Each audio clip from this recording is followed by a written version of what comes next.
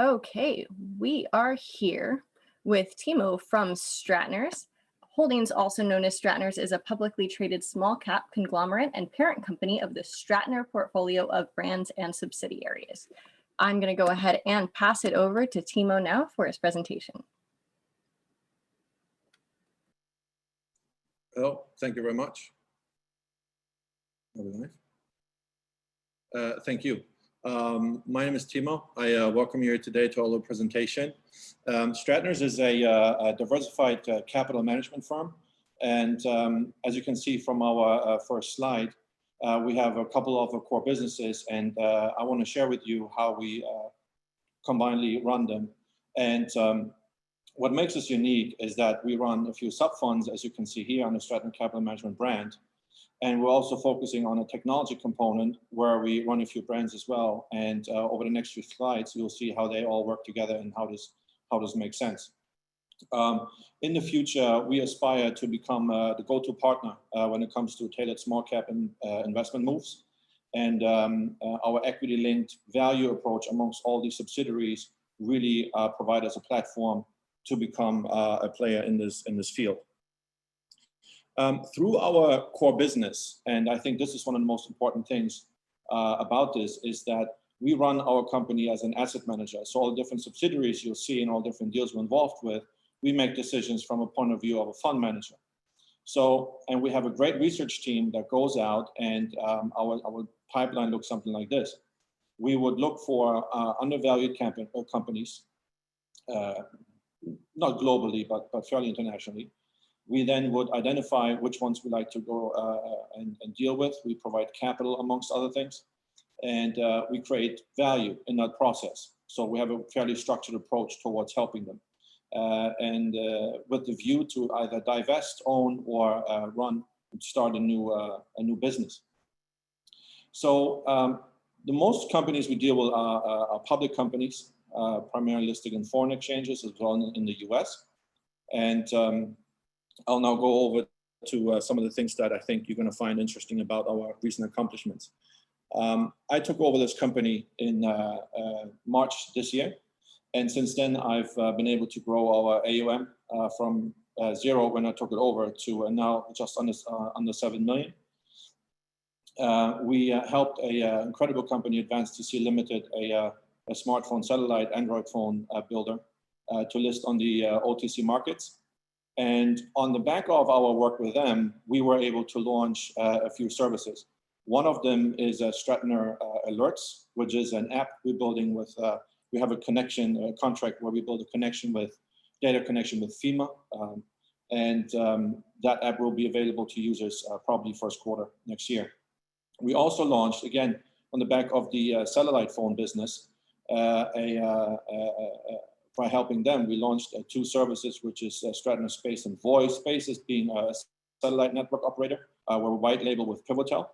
And the other one is Voice, where we partnered up with Peridium, who works on the AT&T network.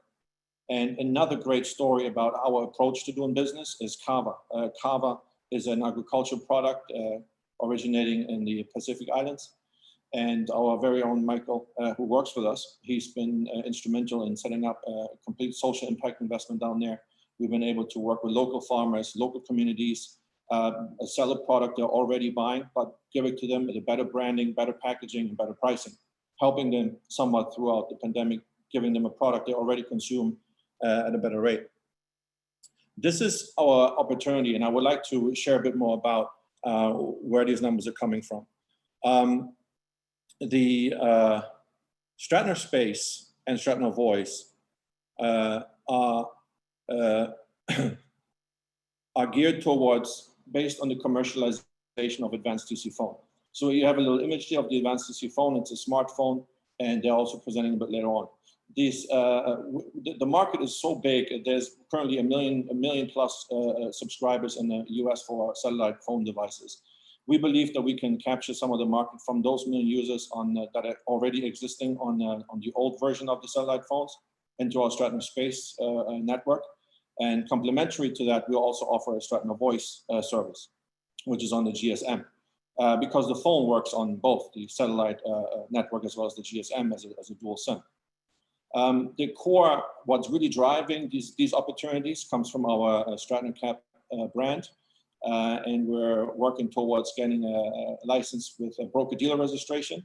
We currently have an investment advisor exempt reporting status, and for only managing our wholly owned sub-funds, which you saw earlier.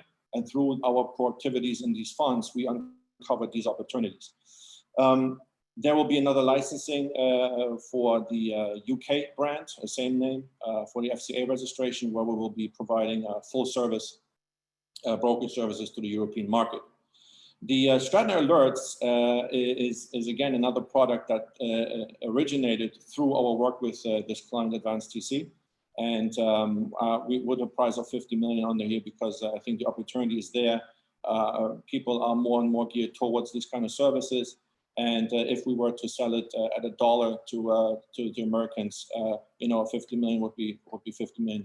So these numbers have to be seen in the context, but overall, we think the market opportunity is what you see here.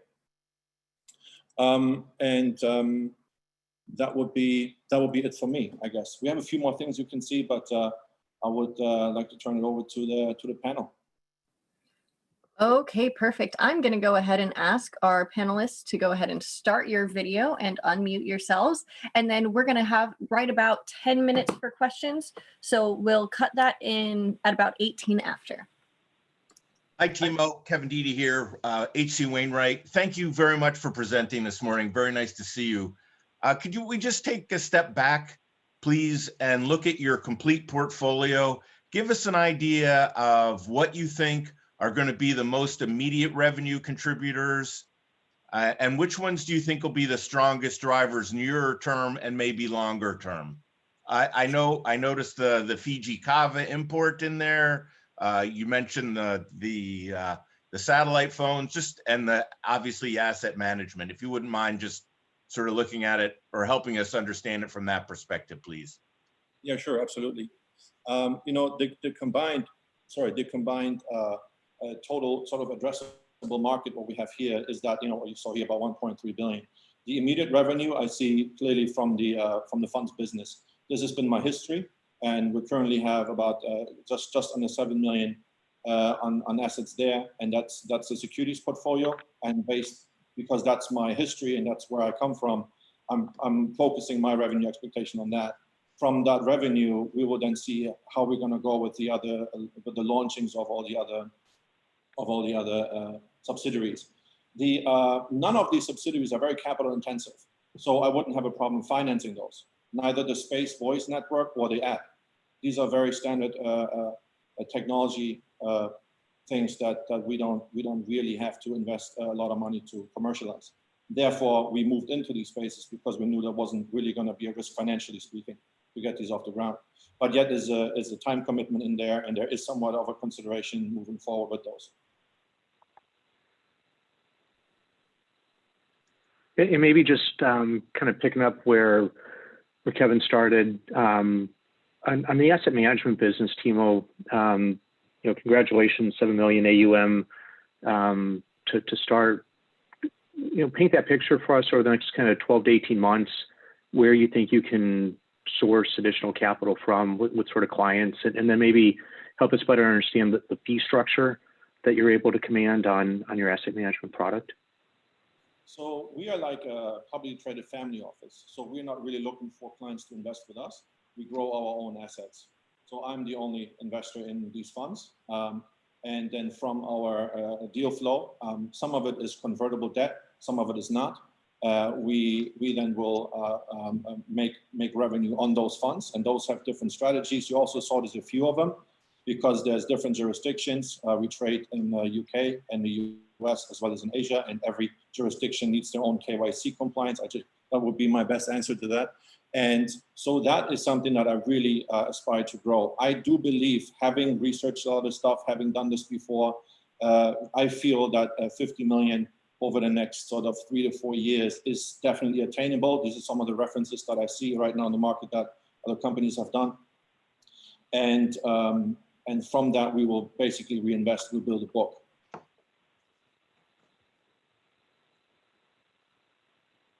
Got it. Thank you. Timo, this is Jim McElry at Bradley Woods. Can you help us understand the advantage of an investor investing in Strattners versus an index fund or doing it individually? And then can you talk about the exit strategy you have on your investments? Yeah, I feel there is a new era of digital conglomeration that's happening. And at the same time, the alternative asset management space is growing. Now, succinctly speaking, investors can participate in the common stock of our company. So we don't accept investors in the funds we presented. We don't bring investors in because there would be lockup periods and so forth. So investors wouldn't have to worry about how much capital they have to contribute over how much time. They can participate in our growth story on the common stock of our company. And I felt that was a better way to approach this market and this business, and to give a financial platform that's more transparent, where some other hedge funds may not be. So for us, I wanted to go this way, and I think it provides me a greater platform to really showcase what we can do over the next few years. Timo, can we dig in maybe a little bit deeper on some of your larger investments? For instance, the sat phone company and the importing. How active are you as a manager? How is the review distributed amongst Strattner of your portfolio assets? And how do you report to your shareholders? So we are still a small cap issuer. So we're working on a few things to achieve before we can grow into a larger step. On these investments, we are involved to the point where we help with a lot of things that, especially on the sat phone, we are involved in helping them raise money from private equity investors in Asia. We help them with some of the corporate advice that a company would need entering the U.S. market, as we help them list on the OTC markets, and these kind of things. So it's almost very financial related. So we're not giving advice on technicals on the phone, but we're trying to open markets for companies like this and help them to better fit into a story that's in line with American policies and standards and so forth. Coming from overseas as a company, that makes a lot of sense for them. So they count on us to help them with the right advice and so forth. You mentioned. I'm sorry. Go ahead, Ben. No, please, Kevin, go ahead. Okay. So Timo, what's your head count? My head count, I have about 12 full-time, and we have additional staff. And that's really all we need. I don't feel that we need a lot more staff to do what we're doing right now. It's pretty tight as head count, but you have to remember, we're hiring and firing quite a lot. I'm not going to lie about that. But the thing is, we need to find specific people, especially in the financial business we're in, and also in the tech side. So we're looking for key people that help us. And then those key people may have other teams that we bring in on a project basis and so forth. So that is all managed pretty tightly. I'll turn it over. I was just kind of going down the same avenue. Yeah, no problem, Kevin. I was just going down the same avenue. Wanted to get a better sense for kind of the size of your research team and what kind of the background on those folks is, where they came from and what their prior experience has been. So we have one of our person in the office. He's been advising central banks and governments on risk and policy banking, risk policies and quality management control system. We have two other gentlemen who are academics in this field. We have another gentleman who's the owner of an investment bank in Hong Kong. And so the story goes. So we have a team that's highly focused and specialized, kind of has that experience behind them. And then we have, I would say, managers in between that then carry out the operational effectiveness of everything, and then budget for whatever we need. So it is done specifically this way, and I'm not looking to do a deal mill. So it just is we only get involved in really exciting things that we just get excited about. And again, the core business is on growing our financial assets over time, and so therefore that's just all coming as a result of our work we do there.